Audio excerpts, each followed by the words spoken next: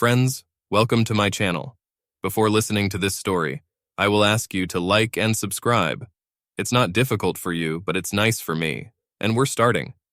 Have you ever had a vague inner feeling that something was wrong, but you couldn't figure out what the problem was? Well, I've had this feeling lately, and it's starting to drive me crazy. I have a vague suspicion that Amy, my wife of 7 years, has been cheating on me, Tom Matson. I talked to her about our relationship, and she warmly assured me that everything was just fine between us. I even went so far as to hire my cousin, who was unemployed at the time, to keep an eye on her for a couple of weeks. I put him in a rented car and handed him a high-quality video camera so that he could record something on it that would seem suspicious to him.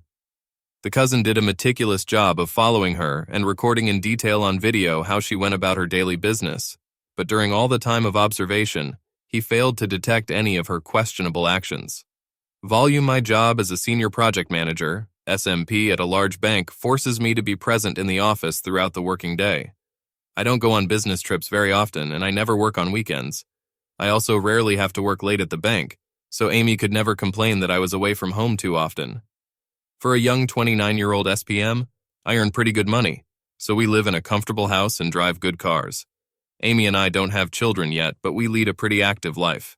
We communicate with several different groups of friends, including neighbors, my work colleagues, and our old school friends. In addition, we both like to ride bicycles, so we sometimes meet with several other married couples who are members of our cycling club.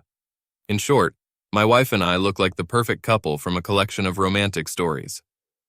Taking all this into account, I racked my brain for a long time trying to come up with a reason why Amy could cheat on me, but failed without finding any clues. We both agreed that we wanted to wait until she turned 30 to try to have children, because we wanted to be a financially secure couple by then. Besides, we both wanted to have fun, enjoy life, and have fun with each other before we spend 25 years raising children. Amy is about 6 months younger than me and works as a groomer and dog groomer. Her degree in fine arts did little for her in the job market when she was trying to find a job in this field, so I suggested that she just start her own business doing what she likes best. Well, she loves dogs, we have 2 at home, so we bought a custom-made special trailer that she hitched to her SUV, and voila, Amy took up traveling dog care. Soon she had several dozen regular customers, and about once a month she comes to each of them at home to take care of their pets.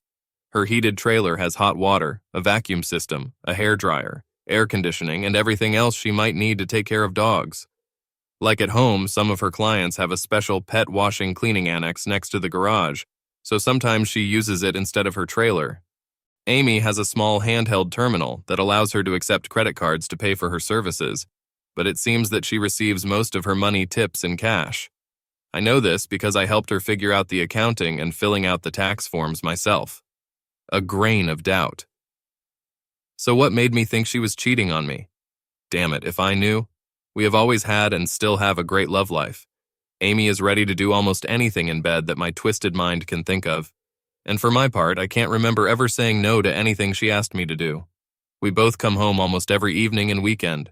We always communicate great, ride bicycles together, and go to the gym together.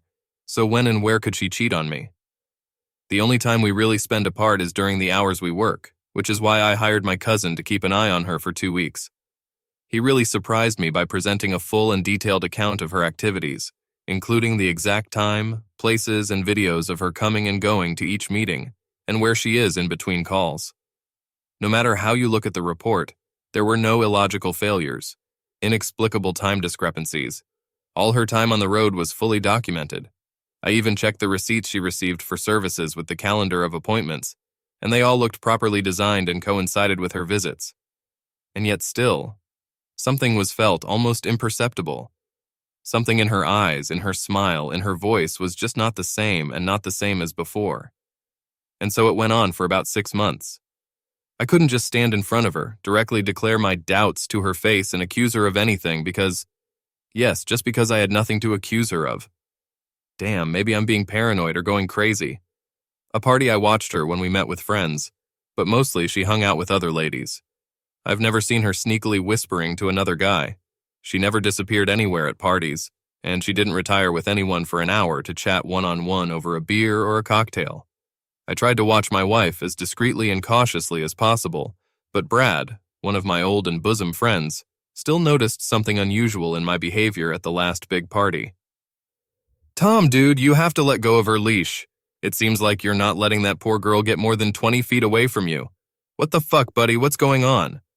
Embarrassed that my secret intentions were so transparent to the outside eye, I shushed him and asked him to keep his voice down. Brad, I'm me. I have a feeling that she might be playing on the side, if you know what I mean. So, well, me. I tried to keep an eye on her. Brad seemed to be just amazed at my suspicions. What? Is this a joke? Or are you kidding me, right? Amy? Do you think Amy is cheating on you? He raised his eyebrows and snorted as if I had blurted out some of the most outrageous nonsense in the world. Hey, you're crazy, man. There's no way in the world Amy would mess with anyone at this party. How do you know? How can you be so sure she's not making love to any of these assholes? Come to your senses, dude. About half of the guys who are here hit on her because she's like that. It's fucking hot. I'm sorry, buddy, but it's a fact. He spread his hands playfully. I mean, look at Amy. Slim, fit, with great breasts, a great ass, great legs, a beautiful face, and a smile that lights up the whole room. Damn it, you're just a lucky bastard. Brad clicked his tongue in admiration and punched me lightly on the shoulder. Okay, now look, he continued. All these guys were hovering around like bees over a flower and hitting on her. But who was lucky, huh? And none of us. He made a somewhat deliberate, pitifully upset grimace. Yes, asshole. I said us because I myself molested her at every opportunity. But, here he raised his index finger up and shook it a little drunkenly in front of my face. Not once has she done anything but laugh in my face. The other guys said the same thing. She always turns everything into a joke, and even mockingly ridicules all our tackles. God, what wouldn't I give to be in your shoes for just one night? He muttered, staring at Amy, who was chatting animatedly in a female company with poorly concealed lust. His words were supposed to calm my suspicion, but I didn't really like the looks he was throwing at my wife. I frowned. Jesus, Brad. Do I have to kick your ass to keep you away from my wife? That's what I'm telling you, you fool. You don't have to do this at all because for all of us, she is an untouchable lady of touch. Trust me as a friend, that's exactly the case. He patted me on the shoulder. Well, that's what you say, I drawled, rubbing my chin thoughtfully. Maybe you're right, but something's going on, I just know it. Listen, Tom, he said decisively. I love you like a brother. But if you screw up and piss her off with your stupid suspicions so much that she leaves your jealous ass, then I'll be the first to step on your stupid head when I run to her door to get ahead of a crowd of all these horny bastards. I waved my hand, almost convinced by his heated speech. Okay, you're right, I was being stupid. Simply, I love her with all my heart and I don't want to lose her. Please, Brad, don't say anything about this to anyone and I'll try to put it all out of my head. Brad laughed and patted me on the back. Well, that's fine, just go home and treat her properly or I'll knock on your door. This conversation was the first alarm call for me, which, however, seemed to me then a false signal. The party ended and I took Amy home, after which we made passionate love that night. Lying in bed and calming my breathing, I replayed the conversation with Brad in my head once again, and eventually decided that I was just wasting my energy and driving myself crazy for no rational reason. All my investigations revealed absolutely nothing, while Amy still treated me like a king and the only man in her life. I drew a line under my doubts and reflections and told myself that I was tired of playing the amateur detective and needed to finally start trusting my wife. Amy. When Amy arrived at Brad's house for the next monthly haircut of his dog named Buster, she immediately noticed that he was nervous. "What's the matter, Brad?" she asked. "What's on your mind? You seem preoccupied with something. How has Tom been lately after that party?" He answered the question with a question. "Is he still acting weird?" "No, it's only been a few days, but he seems to be fine. Everything is as usual at home. Why are you suddenly asking about Tom?" She couldn't understand the purpose of his questions. "I saw how he kept his eyes on you at the last party. Ahem." He hesitated a little. "I had a little too much to drink then and, well, I lathered his neck a little bit for kind of spying on you." "What? Are you serious?" "Idiot. Now he's going to make his thick-headed cousin keep an eye on you." Amy threw up her hands and seemed really angry. "No, don't worry, it's all right," Brad boomed, putting his hands out reassuringly. I pretended to be concerned that he was going crazy with his suspicions. In general, I did everything as we agreed. I told Tom that me and the guys were always trying to get in your way, but you always kicked us off, so I convinced him that there was absolutely nothing to worry about. I think he believed his best friend, Brad grinned. And what kind of shit is this about his cousin? I told you I've seen him 4 times in the last couple of weeks, even though I'd never seen him in town before. Frowning and biting her lower lip, Amy thought about it, mechanically twirling a lock of hair around her finger.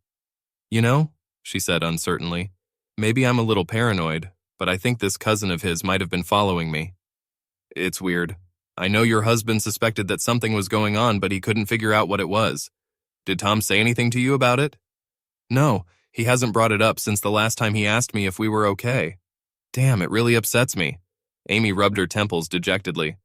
I love him, but I'm afraid he would never accept this idea, so he must not find out what we did. I agree, Tom is a good guy. If he had somehow found out about ours... the arrangements. Yes, it would have hurt him a lot. Amy nodded her head and said, Well, all right. Well, I have about an hour left. Do you want the usual? Yes, baby, Brad boomed enthusiastically, starting to hurriedly take off his clothes. As always, doll, I love it so much. As usual, I need $200 in cash, and I'll take another $1.75 off your card for Buster's services, Amy said, following Brad into the bedroom. Brad was a little more energetic and agile than usual that day, so after that, they just lay in bed, hugging each other, and talked. Brad, you're going to have to tell the other guys to be extra careful, hold their tongues, and not talk nonsense in front of Tom.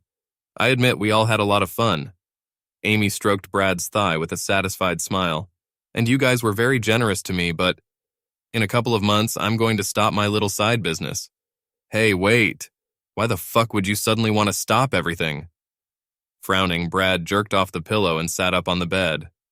I have almost reached my goal of $12,000, which I will need to pay for my surprise trip to Hawaii with my husband. I hope Tom will make me pregnant while we enjoy our vacation during this trip, Amy said with a dreamy smile, stroking her stomach and tracing her finger around her navel. For that, of course, I'll have to give up birth control, so I'm sorry. But I can't risk one of you accidentally slipping and ending up deep inside me, Amy said with a chuckle.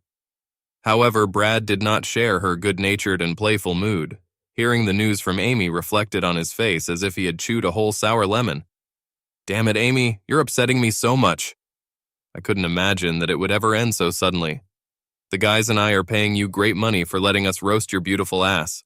You know that our prim wives will never let us make hard love to them. With his pleading voice, the lover tried to soften her and persuade her to change her mind. Then Brad leaned forward, and tried to kiss Amy.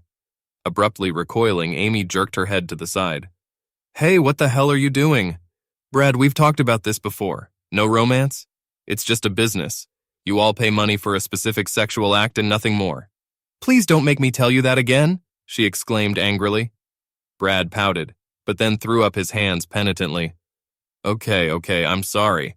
It's just that you're so beautiful that sometimes I get carried away and I can't control myself. Amy grinned and patted his cheek. I know that, honey. I like you guys all and I really enjoy spending time together. But it's not love, it's just business. Nothing else. Amy stretched sweetly and then jumped off the bed, picking up the scattered clothes. Okay, I need to shampoo Buster quickly before I leave and you need to get back to work. My visits are scheduled for another 4 weeks in advance, starting today. But today was the last time we did this, she concluded, pointing to the bed. Oh shit, I'm really going to miss this so much. Brad sighed ruefully and hung his head, but just a few seconds later he started up, and his eyes lit up with an idea that came to mind. Okay, well how about we continue to do fitness for your ass after you get pregnant? Amy laughed. Well, it's unlikely. After the trip to Hawaii, I plan to permanently quit the business of renting out my ass. Well, you just think about it, okay?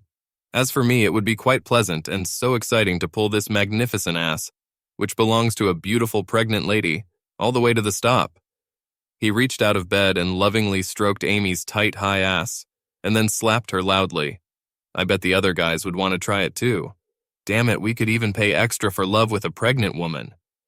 Amy laughed again as she poured Buster's bathing water. It sounds tempting, but I don't want to take that risk anymore. I love Tom, but he doesn't think like me, she sighed. Love has always been in the first place for him. He will never understand or accept our business agreement. And neither did any of your wives, by the way. Yes, I agree with you. Millie and the other wives would be furious if they only found out about it. A business plan. Beginning. While Amy shampooed the dog, she thought about how her first time with Brad happened. He pestered her every time she came to take care of his dog. He always made unambiguous hints and took advantage of moments to accidentally touch or rub against her ass.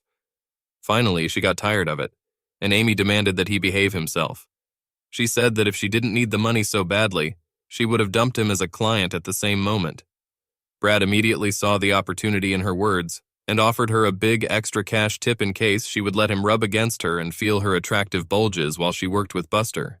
Amy thought about his offer for a while, but then decided that such a small concession on her part would allow her to achieve her goal of saving money for a vacation faster, so she agreed. Pretty soon, Brad was begging to be allowed to use her ass, continuing to offer her more and more money for consent. When he once offered her $1,000 in cash, she didn't believe him and mockingly called his offer a bluff. Amy realized that she had been hasty with her reckless sarcasm when 20 minutes later, a stack of bills with the faces of American presidents lay on the table, and his massive club, despite her moans and hisses, was shoved up to the balls in her delicious ass. However, her financial goal has become a little closer. During the next visit, he gave her only $500 for a second session of cleaning the chimney, and then he decided that $200 for each subsequent time would be enough for her eyes. After some persuasion, she agreed to continue to let herself be used in the ass for this price. Once a month, Brad played poker with his buddies Tim, Frank, and Roland. Not too often, but when the opportunity arose, Tom joined them.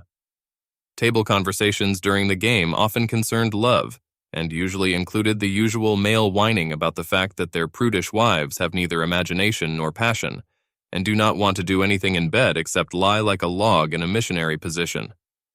On one of these nights, when Tom was not in their card company, a slightly tipsy Brad hinted to his friends that he had finally managed to get a juicy female ass at his disposal. Of course, all the guys immediately attacked him, demanding to tell him all the details about his luck. Then he asked them bluntly if they were willing to pay to use the high-class ass of one extremely discreet in public, but secretly accessible married lady. That night, they just laughed at him when he tried to convince them that he had only paid $200 for the most fantastic ass he had ever had in his life. They called him an old liar who mistook his drunken fantasies for reality and advised him to sleep it off and not mess with their heads anymore.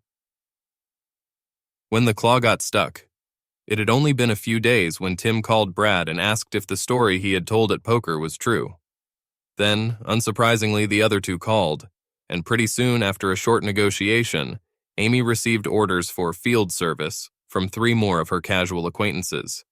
She met with each of them and explained exactly what she would be doing and why it would only happen once a month for the next 6 months or so. Thus, Amy earned about $800 per month on her side business, in addition to $1,200 to $1,400 per month on dog care itself. She knew that all 4 of her clients would keep their mouths shut because they were all married, had children, and none of them wanted to get divorced. At first, Amy felt a little guilty for secretly cheating on Tom, but for the most part, renting out her ass for a fee was just a favor to her, just like her dog grooming business, nothing more. She was sure of her love for Tom and was going to have children with him.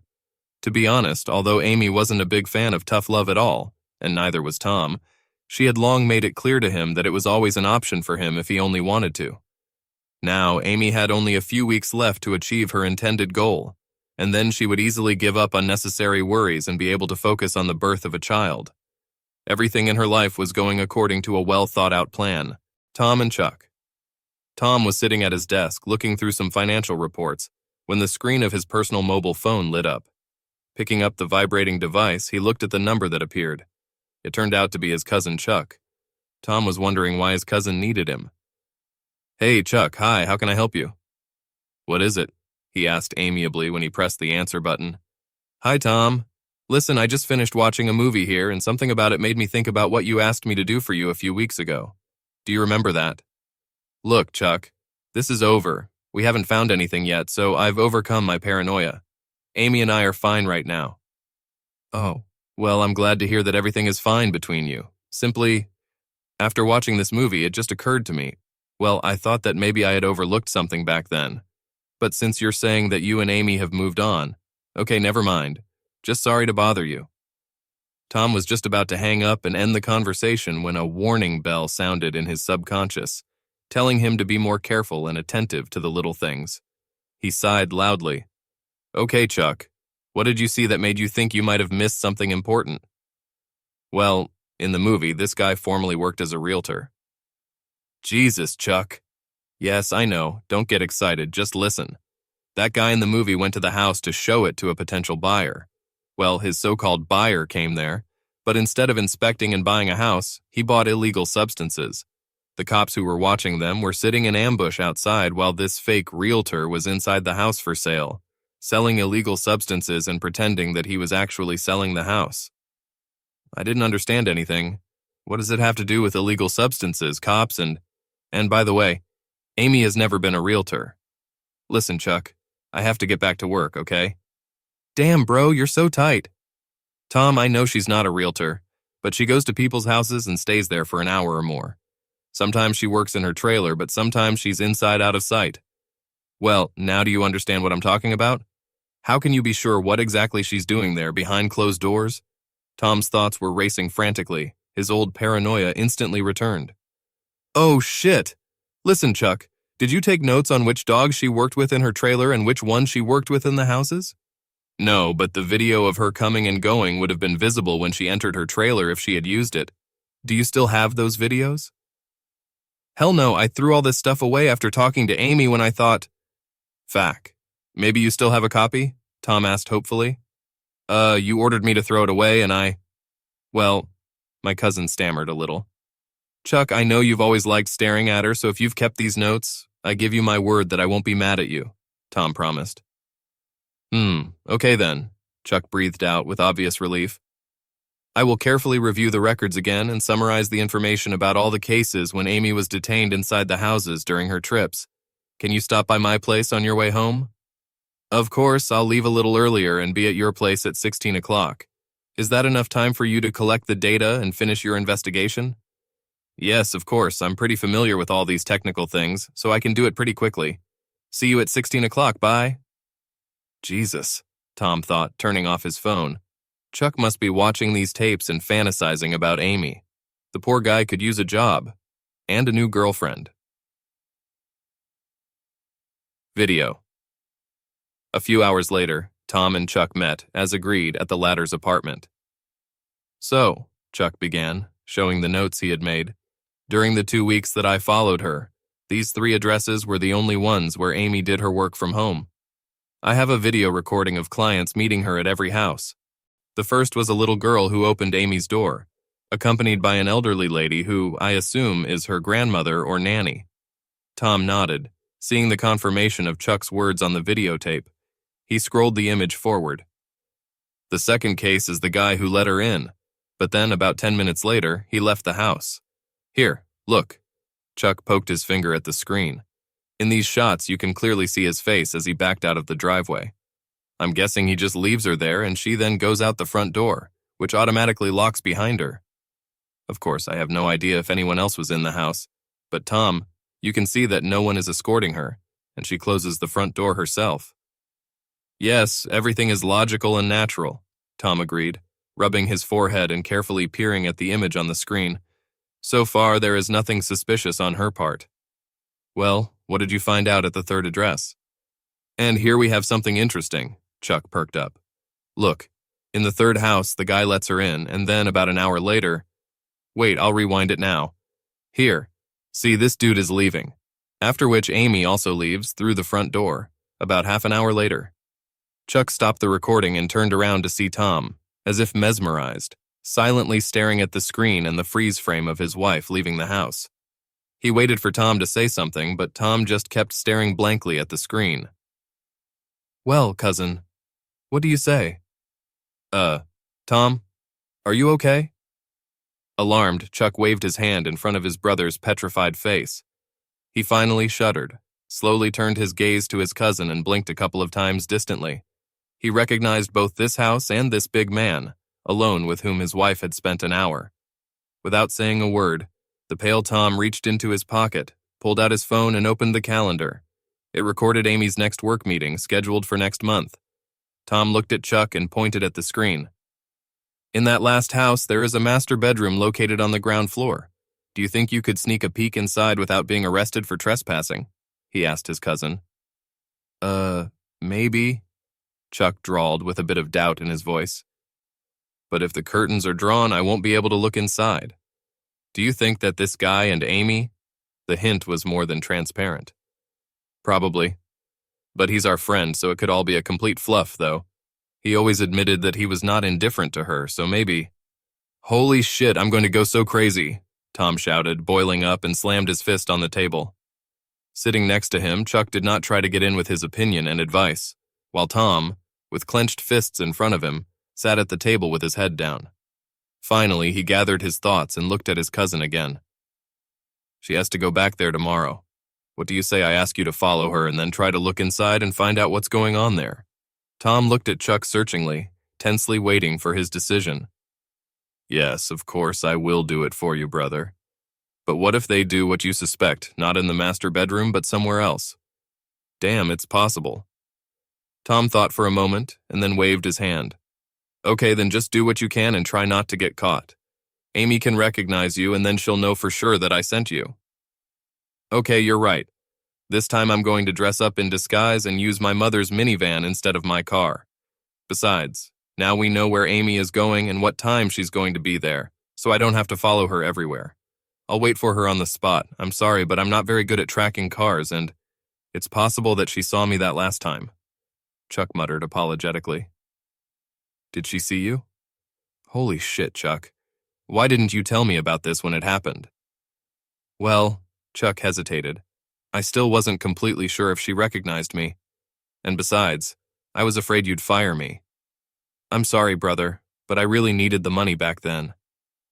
Okay, fuck it, never mind. Just be careful you don't get caught this time, okay? Tom asked urgently.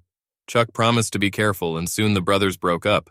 Tomorrow was going to be a very stressful day for both of them. An amateur detective. Chuck knew that Amy's visit was scheduled for 10 o'clock the next morning, so at 9:30 he turned onto the street, located 1 block from the street where Brad lived.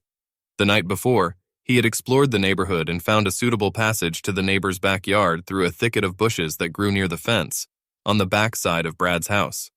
He parked the minivan so that he could look between the two houses and see the door leading to the backyard of Brad's house. Chuck assumed that Brad would let his dog out shortly before Amy arrived. Then, as soon as she appears, the dog will be too busy to notice him while he sneaks around the backyard. As Chuck had hoped, Brad's dog was in the yard when Amy pulled up. Buster was mad with barking. He was rushing along the fence and jumping at the door. When Amy opened the door to the patio and let the dog in, the dog rushed to her and began to spin and jump around her with cheerful barking. Chuck waited for about 2 minutes, and then, with his heart pounding, darted across the lawn to the back corner of the house. After catching his breath against the wall, he crouched slowly to the bedroom window and cursed under his breath when he saw that the blinds were drawn. Chuck knew that there were 2 more windows on the side of the house, but he was afraid that if he moved there, he would surely be visible from the street if one of the neighbors suddenly turned up there. While he was standing pressed against the back wall of the house, not daring to lean out and with thoughts jumping like fleas on a dog in his head, a neighbor on the far side of Brad's house let her dog out into the yard. The damn dog immediately noticed the stranger, rushed to the fence and began barking loudly. Chuck had no choice. He rounded the corner of the house. Just like a ninja. An inappropriate comparison flashed through his brain and slipped along the wall to the first window. The blinds on this window were also closed, but fortunately not completely. Chuck set up the camera so that through the gap in the blinds he could see what was happening inside the bedroom and pressed record.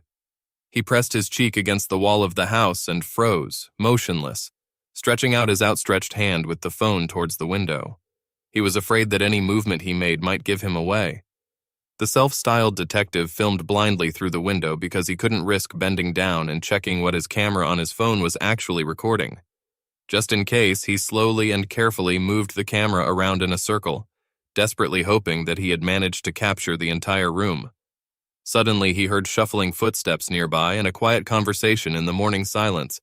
and his heart sank into his heels when he saw an elderly couple passing by on the path laid out in front of the house. Frozen like a statue, Chuck waited for several minutes, watching the unhurried couple with wide eyes, until they finally disappeared from sight. Only then did he catch his breath, deciding not to tempt fate anymore, quickly looked around and, seeing no one, rushed headlong to the sidewalk, jumped the fence and headed up the street. The cursed mutt from the next section was barking viciously after him.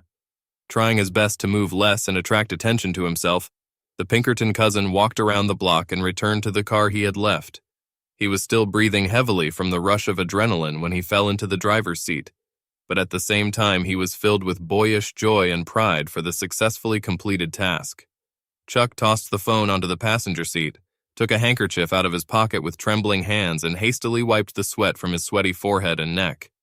It's time to get out of here, he thought, then started the minivan and pulled out onto the road. Chuck was still driving towards his house when his cell phone rang. "Volume high," Tom's voice came over the earpiece. "Did you see anything?" It was clear from his impatient tone that he had been waiting in suspense for news all morning. "I'm sorry, brother. I was almost set on fire there and I couldn't see anything," Chuck began apologetically. "However," he added, "I may have something on video from the room." "What do you mean by maybe?" Tom began to boil. "Did you get the video or not?" Chuck briefly explained how his secret outing went and then said, "I haven't watched the recording myself yet, and I don't know if there's something there for us or not. I'm still driving towards home." "Wait, don't come home," Tom suggested, burning with impatience. "Come to my place of work and we'll watch the video in my office. I'll call the front desk and let them know about you and they'll take you upstairs." Proof. 15 minutes later, Chuck appeared and handed his brother a camera, and Tom connected it to his personal laptop. The video began with a shot of the side of the bed, then human knees and shins periodically flashed at the very top of the frame, but no more. After a few moments, the camera shifted slightly, and now only the lower side of the bed was visible. Tom literally groaned in frustration and annoyance, slamming his palm on the table. "It's completely useless. There's not a damn thing in sight." However, as soon as he finished his frustrated tirade, the image suddenly shifted again, and two bodies flashed into the frame as the camera moved from bottom to top, stopping at the view of the ceiling fan above the bed. "Stop! What was that?" "Can we take the recording back and maybe take a freeze frame?" Tom exclaimed excitedly, reaching for the laptop's built-in keyboard. "Wait!" Chuck grabbed his hand. "Just wait a second." The camera wavered again and went down, moving from showing the ceiling to the bed. And that's when Tom exhaled the air from his lungs in shock, hissing in a deadened voice, "How good it is!" The camera was focused on the couple. Now their movements were clearly visible. Brad tightly squeezed the hips of the woman he was fucking as he fucked her in the ass with powerful thrusts, and an expression of bliss walked over his face, glistening with sweat. After a few seconds, Amy, twitching back and forth, turned her face, with half-closed eyes, directly towards the camera. Tom's old world collapsed in an instant and crumbled into 1,000 pieces. He sat stupidly, hunched over and staring blankly, unseeingly at the screen, where the cheating wife and her lover continued their wild copulation. His lower lip protruded and drooped down like an undeservedly offended boy, his jaw trembled slightly, and tears welled up in his eyes. After pausing for a few minutes and waiting until the recording stopped, Chuck sighed, turned off the camera and disconnected it from the laptop. He pulled out a memory card with a video recording that was inserted into the laptop and handed it to Tom. "I'm so sorry, cousin. I hoped to the end that I was wrong about her." Not knowing what else to say, Chuck gently patted his cousin on the back, who continued to sit motionless, grabbed his things and left his office, carefully closing the door behind him. Brad across town. Brad was sitting in his office, staring absently out the window, talking on the phone. "Yeah, dude. She said she decided to get out of our deal. She wants to surprise Tom. Well, she's kind of planning a trip with him to Hawaii and plans for him to get her pregnant while they're tumbling there." Brad grimaced as if he had a toothache and kicked the leg of his desk irritably. "Yes, I tried, buddy, but she's already made up her mind. I think she'll tell you more about it herself next week when you see her. Yeah, well, take it and try to dissuade her yourself." "Okay, Tim, I get you. I'll see you later." "Your mother," he barked irritably, banging his fist on the table. Brad knew that over the months he had become heavily hooked on regular love with Amy. Not that it was any kind of love. No, rather a habit, very pleasant and requiring constant repetition. It didn't bother him at all that he had to pay for loving her. At least he could enjoy the accessibility of this nice young married woman's body, and damn it, he loved using her so hard. Moreover, he knew for sure that for a ridiculous $200, no professional prostitute would agree to fuck her ass. And besides, even without a rubber band, which he managed to persuade Amy quite easily. So this business of hers was a very profitable investment for Brad and his friends, until recently. When Marjorie, the housekeeper, returned to Brad's house that morning, she began to make the bed in the master bedroom. The woman, of course, noticed abundant fresh liquid stains on the sheets, but this was to be expected. They had been there several previous times when she had come to clean the house. One would think that the owners would be embarrassed to leave the bed in such a blatant mess, but no. Marjorie took out fresh sheets and put them on, made the bed and moved on.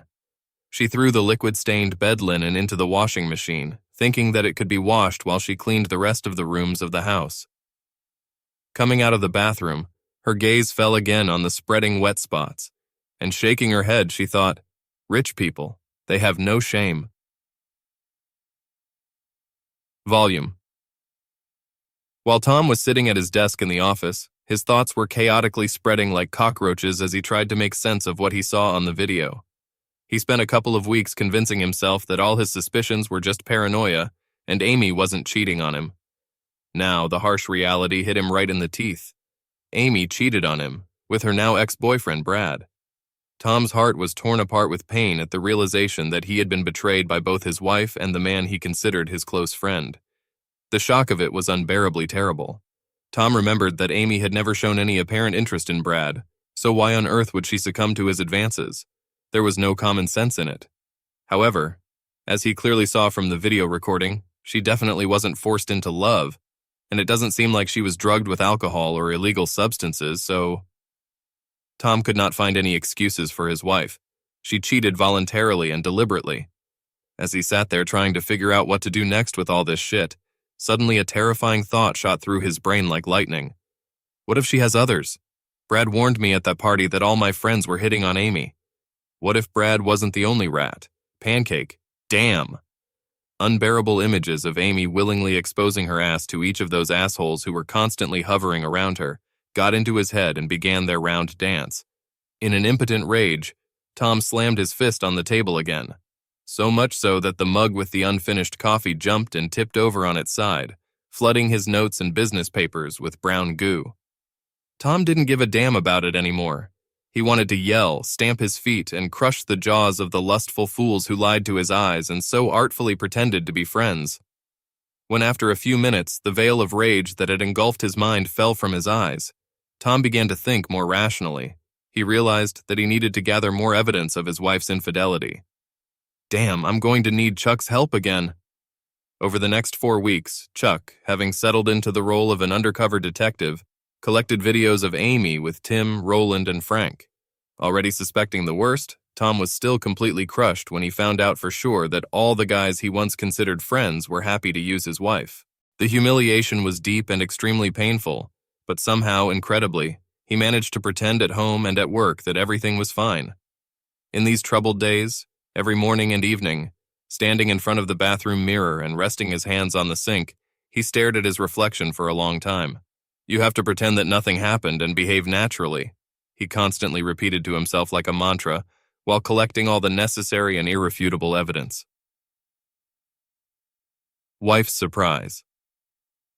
Tom arrived home at the usual time, and Amy, who met him, informed him that she was inviting her husband to dinner at his favorite steakhouse.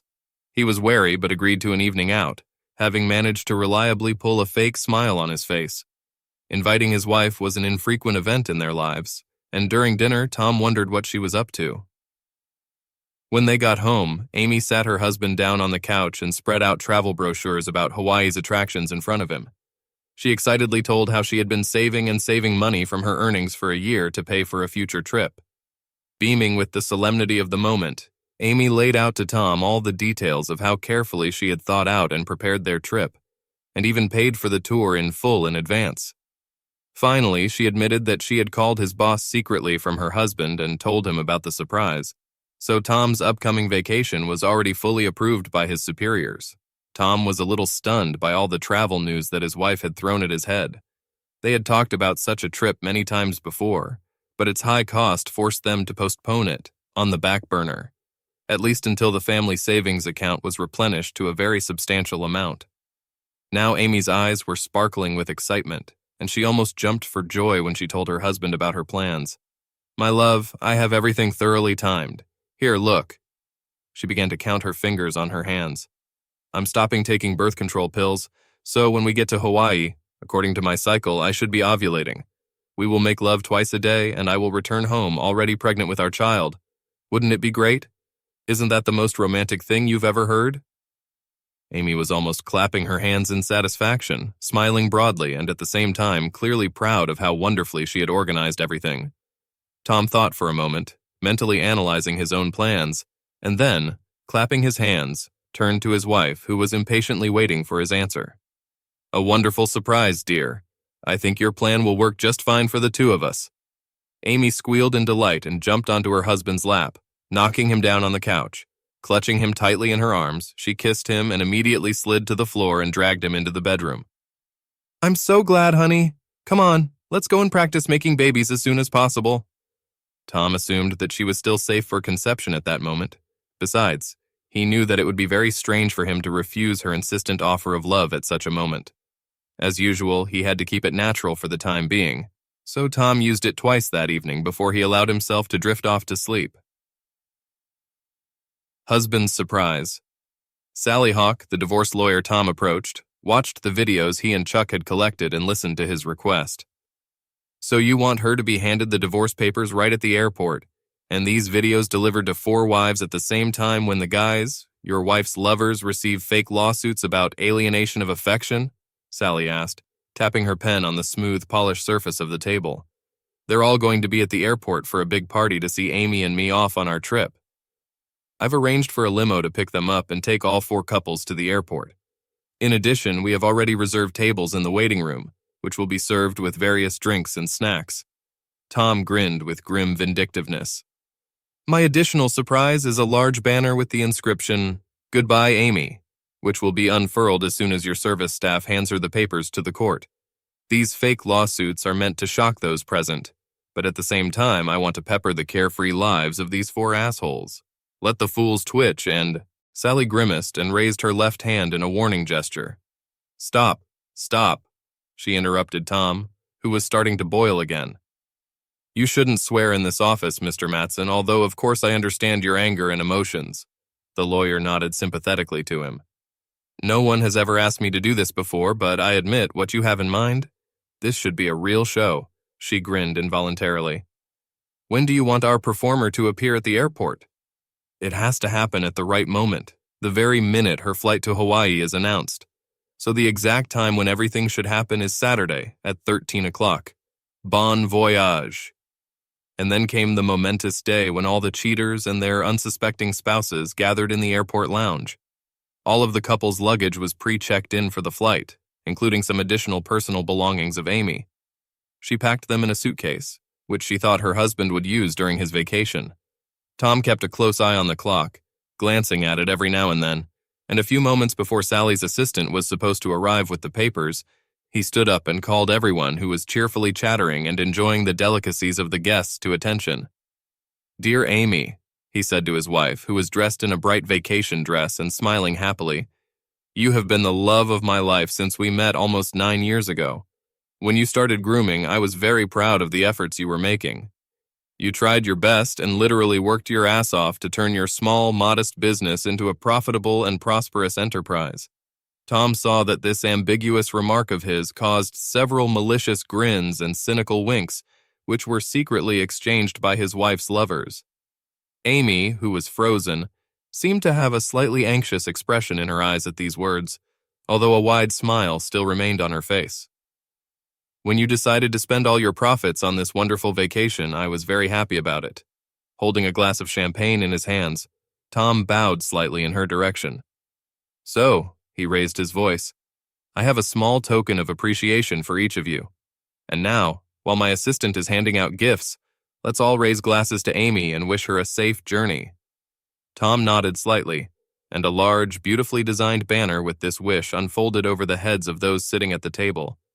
Just at the moment when Amy received her envelope and heard Sally's assistant announce loudly and solemnly, "The subpoena has been served." A dead silence immediately hung over the busy table a second ago. Having managed to notice out of the corner of his eye how her eyes widened at the sight of the divorce papers, and the smile slipped from her instantly pale face, Tom turned to the four stunned wives and said in a contrite voice, "Ladies, I humbly apologize for perhaps some theatricality of this event and wish you all the best." With these words, he put his still undrinkable glass on the table, turned around and walked away, just at the moment when the airport informant turned on and announced the start of boarding Amy's flight. Chaos erupted behind him as chairs crashed, glasses were smashed, and everyone started screaming hysterically at each other. Tom heard Amy desperately and heartbreakingly screaming his name, but he never looked back. The epilogue. Tom and Amy. Since I did everything as my lawyer advised me before the divorce, I didn't talk to Amy until our first meeting at Sally's office. The lawyers argued among themselves for a long time, and today we were going to meet to finally settle everything and put our signatures on the papers. Amy insisted that I agree to a 30-minute one-on-one meeting after completing all the formalities. I just assumed that she wanted a chance to explain why she did what she did, which is why our marriage was ruined. As part of her prep work before the trial, Sally hired a real private investigator to check out Chuck's work. This guy has worked out his fee perfectly, revealing the details of the financial arrangements that my future ex-wife made with her 4 ass tenants. It was a real shock for me to find out that I had been living with a cheater for almost a year, but the full realization of this fact helped kill all the remaining feelings for Amy that were still lingering somewhere in the depths of my soul. Sally also informed me afterwards that Amy never got on the plane to Hawaii that day. Her non-refundable tickets were gone, unused, and the fully prepaid vacation was canceled without any monetary compensation. When we were all gathered at the negotiating table, Amy tried unsuccessfully to talk to me several times, but I ignored her until all the papers were signed. After the lawyers shook hands and left, we were left alone in the office. I sat down at the table across from her and stared at her intently, prompting her to start a conversation. She began in a low, hesitant voice with difficulty. "Thank you for agreeing to talk to me. Tom, I'm so sorry for the pain I caused you." Tears appeared in her sparkling eyes. "But, darling, I still don't understand why you divorced me. What I did didn't mean anything at all. It was just a business agreement, a commercial service, nothing more. You are the only man in my life that I love, and the only one that I will ever truly love." Amy leaned forward across the table and tried to take my hands in her palms. I leaned back in my chair and silently crossed my arms over my chest, continuing to stare coldly at my now ex-wife. Tears rolled down her cheeks, and there were plaintive, pleading notes in the tone of her voice. "That's it, please. We've always been so good together, please, baby. Why can't we just put this misunderstanding behind us? It was just a dumb deal, me." I raised my hand to stop her. "Amy, I believe you. When you decided to sell your ass to these guys, I know you didn't think much of it. For you, it was as if you had agreed to let them, don't know, wash your feet or get a pedicure, right?" She nodded so hastily and furiously like a Chinese dummy that I smiled inwardly as if she would not tear off her head. "It was an intimate sexual act. Oh, sorry, correction. A lot of acts. Which really meant nothing to anyone. Did I understand everything correctly?" Her tear-stained face, with leaking mascara and smeared lipstick, instantly brightened and happily lit up. "Yes, oh my God, honey, you finally get it. None of this meant anything to me." I raised my hand again, interrupting her exuberant joy this time. "Yes, Amy, it took me a while to figure it out, but now I fully understand that everything you did was just a business transaction, which meant absolutely nothing. For you." Now I raised my voice, pronouncing the words clearly. "But the little red nuance in all this business, Amy, is that it meant a lot more to me. Let me ask you, Amy, when you made a deal with these fools to sell them your ass, did you really think that I would agree to your deal?" She lowered her head, biting her lips and tearing at the napkin in her clenched white-knuckled hands. "Well, that's the problem. Maybe it didn't mean anything to you, but you knew for sure that it would mean everything to me. But you did it anyway. I stood up, took 2 battered $100 bills out of my back pocket and threw them on the table in front of Amy. Thank you for giving me your time today. Keep your usual fee, cheater. She didn't say anything, just shuddered all over, as if from a slap in the face, and closed her eyes. Her lips were trembling, and transparent tears continued to flow from under her clenched eyelashes. The past was over. I turned and left, followed by the quiet sobs of a woman who was now a stranger to me. Once in the fresh air, I looked up at the blue sky and reminded myself that it remained to complete my plans with a small payback, with the help of the good old Louisville Slugger, for Brad and the rest of the assholes. But I was in no hurry. There was a new life ahead, and the day when they would pay would come.